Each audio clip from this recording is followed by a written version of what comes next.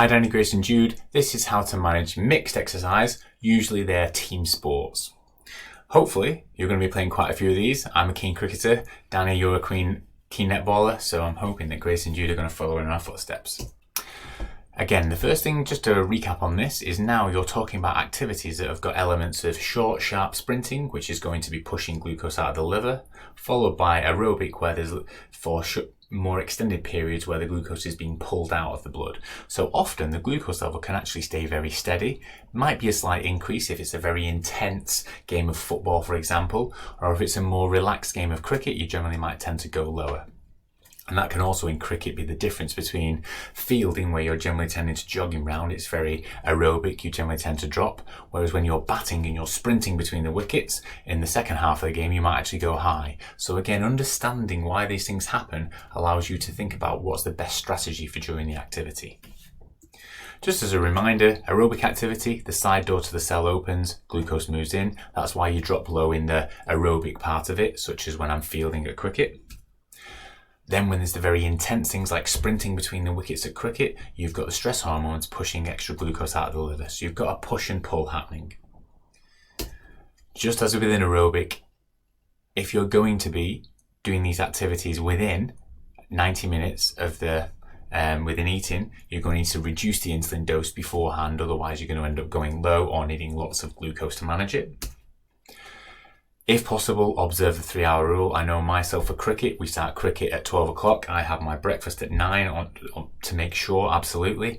And then at lunchtime, if we're going out fielding afterwards, then that's absolutely fine. I'll just do a bolus reduction because we'll be doing the activity within 90 minutes. But if we're batting second, I won't eat at tea time. I'll wait till I've had a bat because I don't want to be eating, giving insulin, then I'm going out to bat. Do I know if I'm going to go low or not? I won't do. So really think about trying to use the 3-hour rule to serve you as effectively as possible. If the activity is 45 minutes or more, the exact same effect. Lots of repeated high intensity exercise or lots of exercise is going to burn up all the glucose stores in your liver and your muscles. The liver is going to be sucking glucose back out of the blood, as is the muscle cells, for up to 11 hours afterwards. So if you do these type of activities in the second half of the day, definitely be reducing your insulin overnight. So we now have a little plan, you're probably used to these by now, for mixed team sports. Same idea. What to do before exercise, what to do during, and what to do after. You'll see here that if you're eating within 90 minutes, the reductions are not 50% to start with, but 25%. Because it's more intense activity, there shouldn't be a need for as much of a reduction. And the same again for basal reductions before. If you're going to be doing the exercise more than 3 hours, let's say, after eating, you can put a basal reduction of 25% if you're on a pump. But the bolus reductions afterwards stay the same at 50% because you've used a lot of activity, as does the minus 20% for the background insulin before bed, if needed. Same again, if you go low the first time you try this plan, use the red one next time where the insulin reductions are more aggressive. If you go high the first time, maybe you won't make any changes to the insulin next time. So again, with diabetes, continual tinkering with trial and error is what you're going to need. Let's put this into perspective. Jude, I'm going to say you're going to be a good footballer in a few years' time. So you're going to be playing football more than likely on a Sunday morning. So you're going to be having breakfast. I'd love to say we're going to be able to get you up earlier than 8 o'clock and observe the 3-hour rule, but I don't see you waking up at 6:15. So you're probably going to be having breakfast within an hour and a half. Therefore, we're going to have to think about a 25% reduction, for example.